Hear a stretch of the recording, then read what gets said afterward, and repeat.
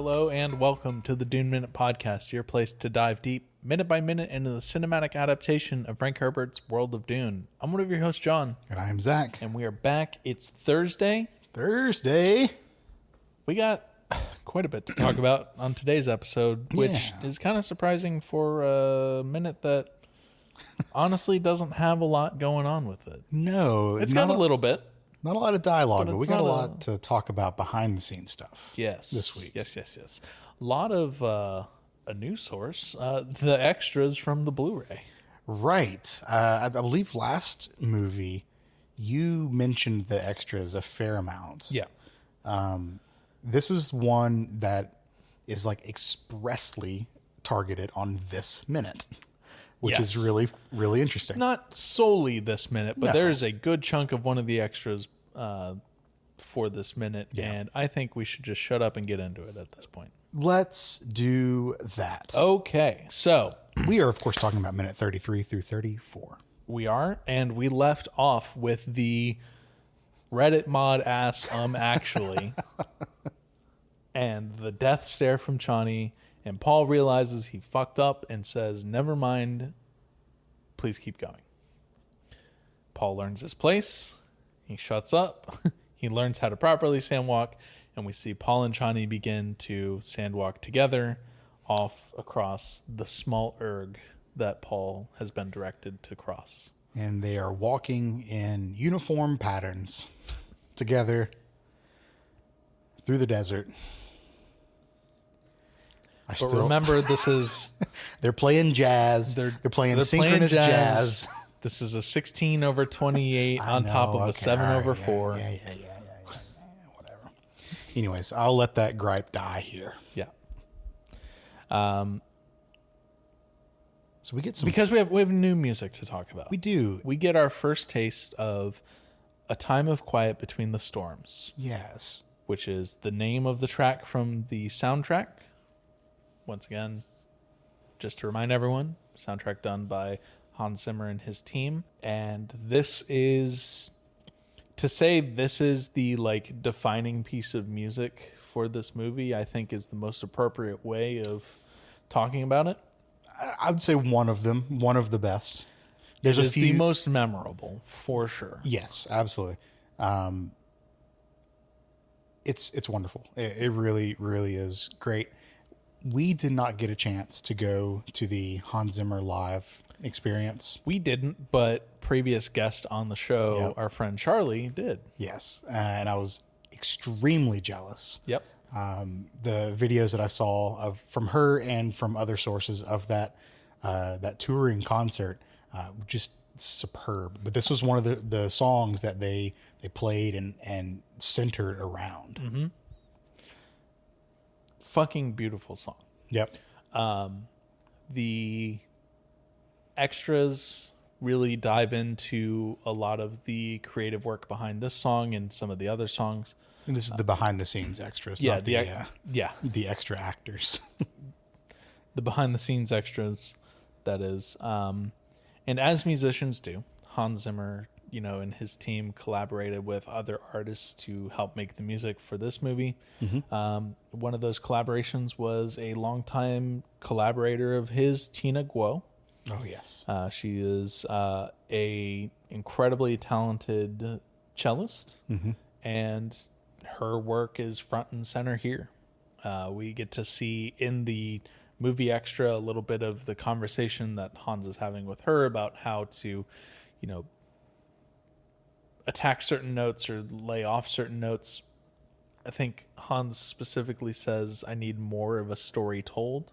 Yeah. Or tell me a story or something to that extent. Which is, I love when musicians get to that level where that's the kind of direction that you give to them instead of make this a mezzo forte or a piano or whatever. Like that kind of stuff. That's very clinical kind of direction. When you start getting into the artistry of music, it is just the wonderful. soul of it. Yeah, it's so great. From Denis, from the same section, I wanted Hans to write something unforgettable for Chani. And I love the way that he says Chani. Shani. Shani. Shani. Shani. Yeah. A love theme the love of Paul for Chani. I wanted something that would be heartbreaking and the most beautiful love theme ever written, and honestly, I think he did it. And then Hans says, for me, the romance was atypical, but it always was going to be at the heart of the story for this movie. Chani shows him how to love this barren planet. I originally wrote the theme for her, and then let it spread and bleed across into Paul, and then bleed across into the planet itself. Now, I know what I'm about to say is not breaking any new ground or coming up with any original takes here, but I just want to say fuck the Academy for not including the music for Dune Part 2 as a participant for consideration for music, and their stupid ass rule of how it can't use more than 20% of previously used music for a prequel. First of all, it's not a prequel. This is from a Billboard.com interview that was done with Hans Zimmer, where he's like, it's not a prequel, it's part 2. It's the same overarching story. Yeah. Not a sequel. It's not a sequel. It's part 2 of the same story. Yeah. And I was thinking about it, it's like, all right, well, like, how much of Star Wars music was ever reused? All of Surely more than 20%. Almost all of it. I didn't look and see if the music was ever up for consideration. Yeah, but John Williams, he used the themes heavily. Yeah. He stuck with a couple of themes. John Williams loves a leitmotif. Oh, of course. And I would say Hans Zimmer does too. And I'll talk more about that here in a second. But I think that it was bullshit that they weren't considered for at least Academy Award consideration. Now, they won a fuck ton of other awards. They did. And the music won a fuck ton of other awards across other award ceremonies and shows and, governing bodies. Pretty sure it won a Golden Globe. I was about to say Emmy, but Emmys are TV. I know that because your brother has some Emmys. That's true. Not to brag, but I am Emmy adjacent. Emmy award-winning adjacent. Emmy award-winning adjacent. Yeah, no, it's won Golden Globes. I went to IMDb and I just Control F Hans Zimmer, and there's on the award page for Dune Part 2, there's 20 something music awards that it's won. It's either been nominated or won a ton. No, these were the wins. Okay, well, yeah. I'm saying, okay, well, you put in nominations in there, and it's even more. So it's just that one, it didn't win an Oscar, which is whatever. I mean, they won Oscars for an Oscar for Dune Part 1, but also fuck off. But even the sound team, even the sound and music team, they won Oscars this year, 2025 for other for parts of Dune 2. So it's not like they were shafted. It's just they weren't the soundtrack was not eligible, which sucks. Which is bullshit. Yeah. Now let's talk about the song a little bit. Yes. A little bit more, I would say. Yeah. So as you said earlier, the title is A Quiet Time Between the Storms.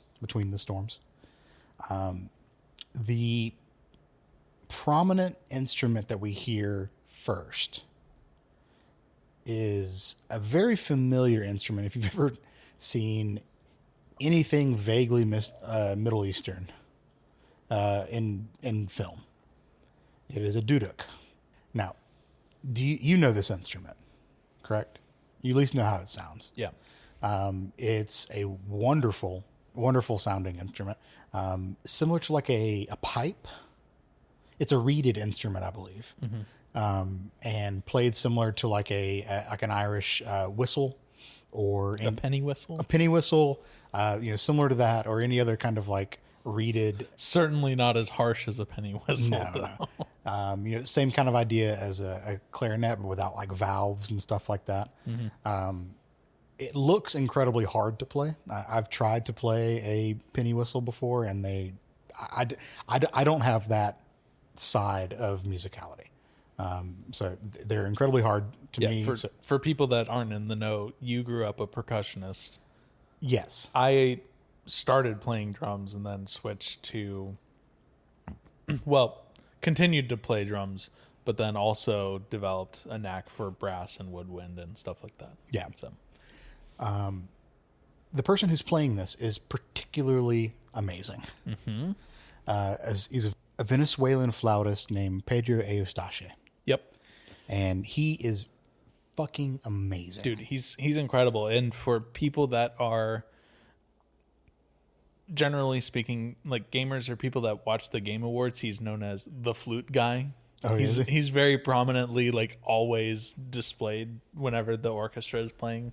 And they, like, kind of have a separate side stage for him just because, like, people online are always like, it's the fucking flute guy. Well, he's got, like, not only is he an amazing player, but he's got a goddamn wonderful stage presence. Mm-hmm.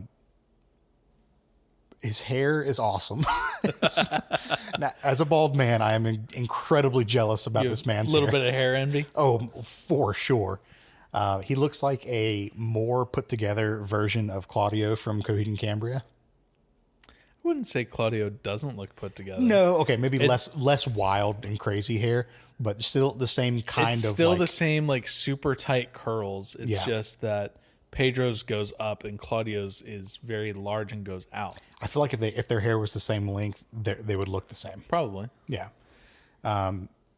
Really cool. But yeah, he's just fucking great. Now, this guy, he won me over with just how incredible of a musician he is. Yeah.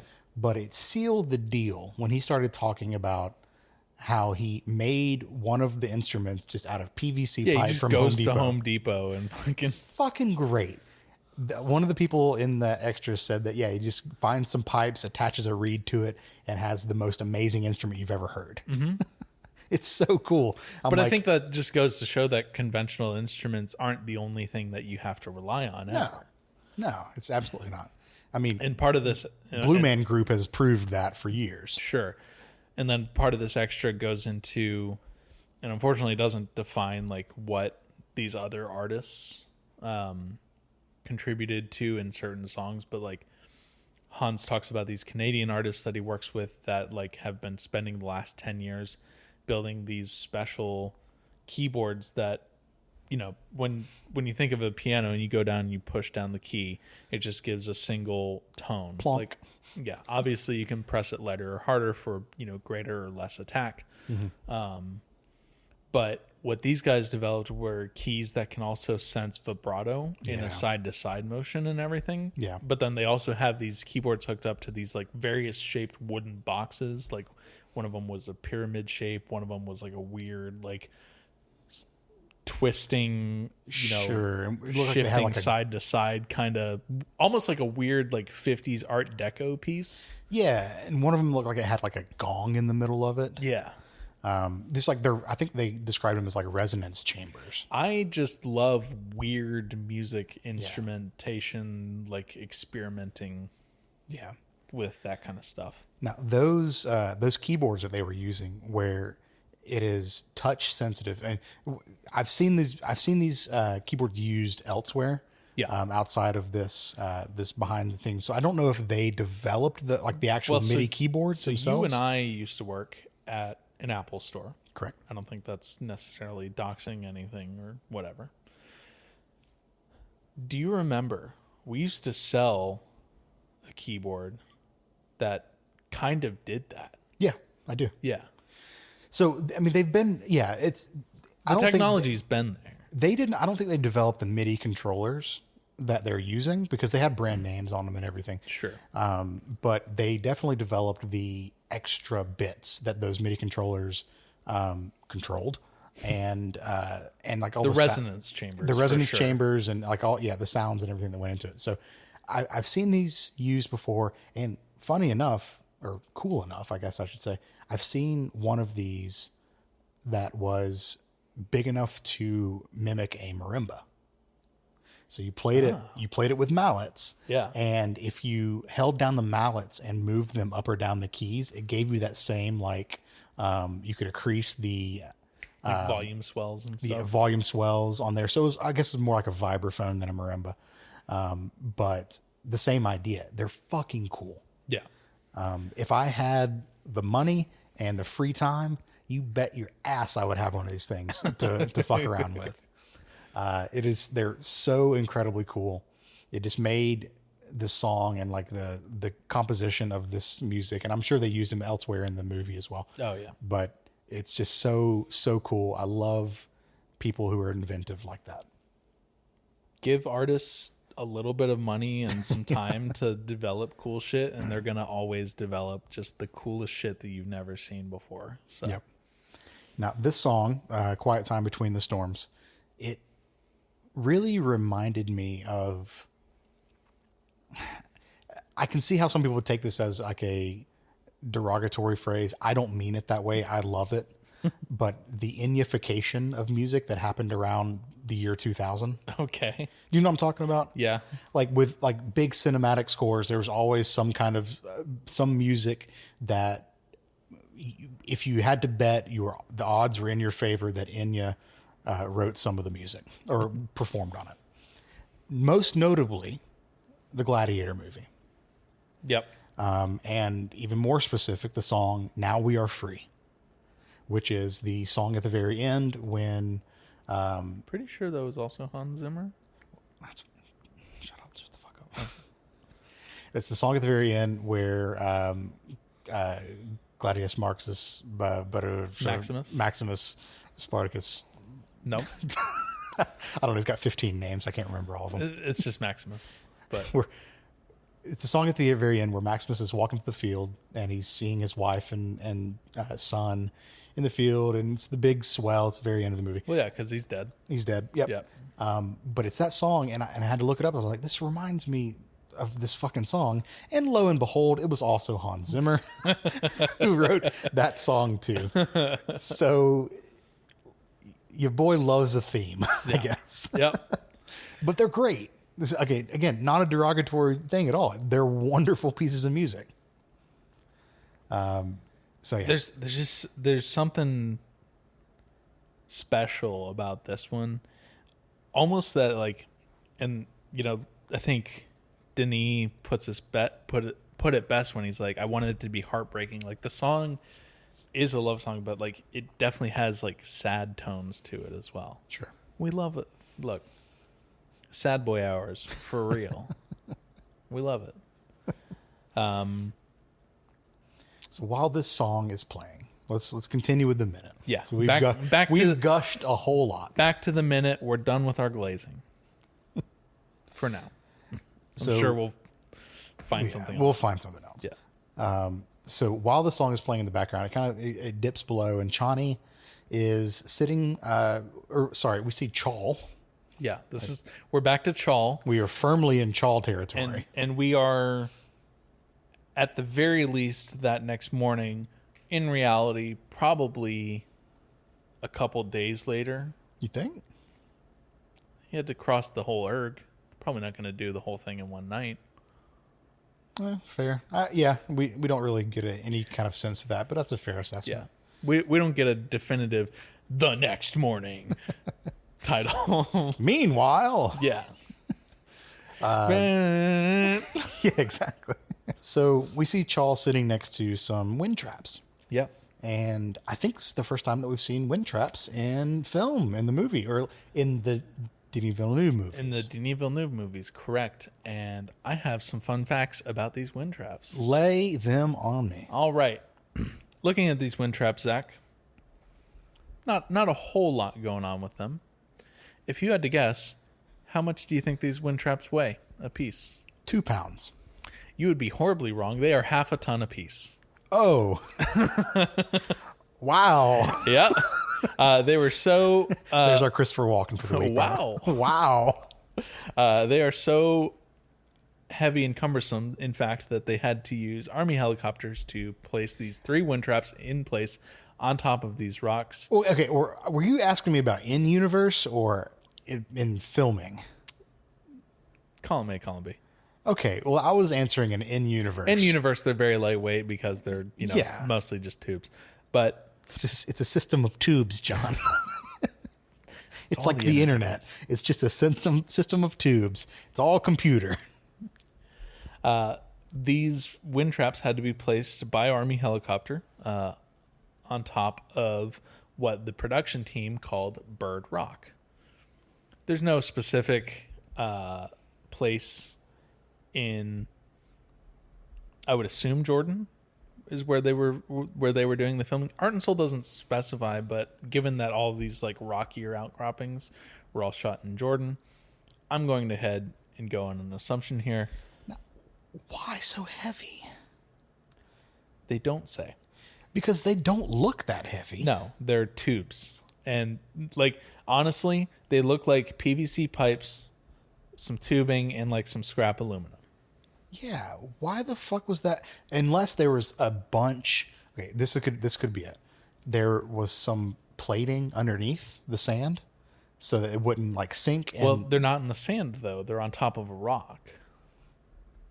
But we see sand around them. Well, there's just sand in the air. But I mean, on the ground we see sand, don't we? No, okay. What the hell? Why? Yeah, that's crazy to me. I don't know. But yeah, that's Art 2 tons. Yep, that is Art and Soul's contribution to this scene. Okay. Now, I have something that I want to talk about, and that is my love for technology in this universe being rooted in reality. Yeah. Because this is definitely something that can be done, is being done, and, you know, this is just as we would expect it to be done in this universe here, within the confines of real science. Yeah. So, how does a wind trap work? Captures just captures residual humidity in the air, condenses that into liquid water, and then there's the tubes, and it all feeds into a reservoir, presumably in the bottom because gravity, and then you just capture the water from there. Yeah. It operates on the principles of condensation. Yep. Like that is it. So what moisture is available on Arrakis is almost immediately evaporated into the air.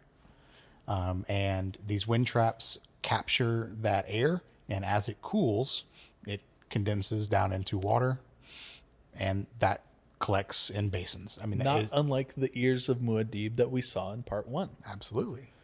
Collects the moisture. Muad'Dib makes his own water. Yep. Captures the moisture in his ears, and then it follows ducts along the ear into, the tear duct, and then he just like bathes or drinks it or uses it however. Exactly.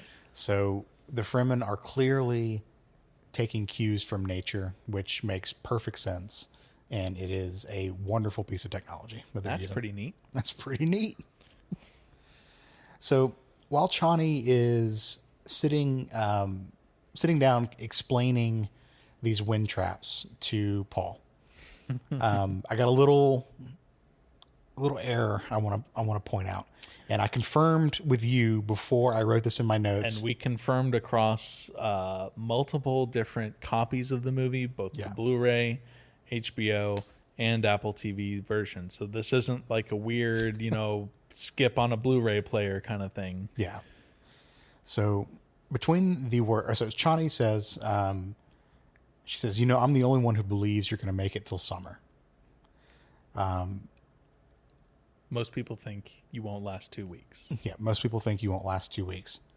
So after this, her next line is, if you want to follow us into the desert. Now, here's where my issue comes in, or just a small little blip. I wouldn't say it's an issue. It's more of just like a goof. Yeah. Or a editing. Yeah. Something weird happened either with, just the voice lines that were captured on set, or maybe it's a combination of voice lines on set and ADR or whatever. Yeah. Between the words wanna and follow, you can hear that those words run together in a way that a natural voice wouldn't. It was almost like a wanna follow. Yeah, well, not even though, because when you just said that, if I were to look at the waveforms on the audio editor that I use, it would clearly show wanna and follow. Yeah. As two distinct words. It was like a wanna follow. It's wanna, and then it immediately goes to the beginning of a word, follow. Yeah. So there's a difference between how you start a word and how you run on to a second word. This is wanna and follow as two separate starts of words. if that makes any sense at all.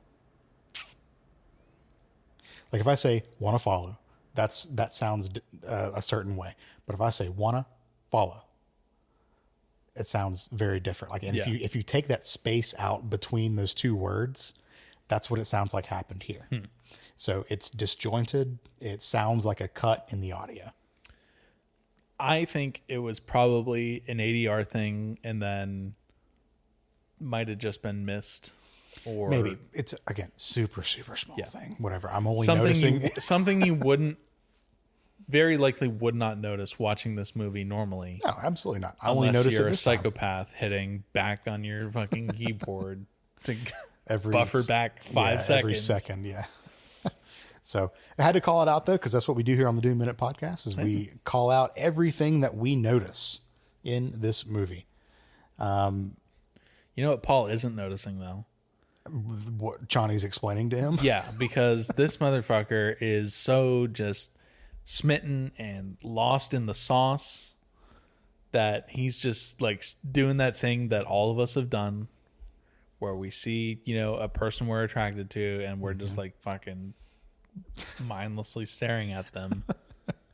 He's absorbing just like, any of the information that's being given to us in that moment. He's got the biggest doe eyes, and he's just goofy face infatuation right here. And she's trying to just explain to this kid how to get water from the air, and at one point she's just like, "What?" And that's where the minute ends. Yeah, is right on that what. So yeah, God bless him. He's doing his best to pay attention, but hey, you know what? Love is love, I guess. Guess we'll have to find out later.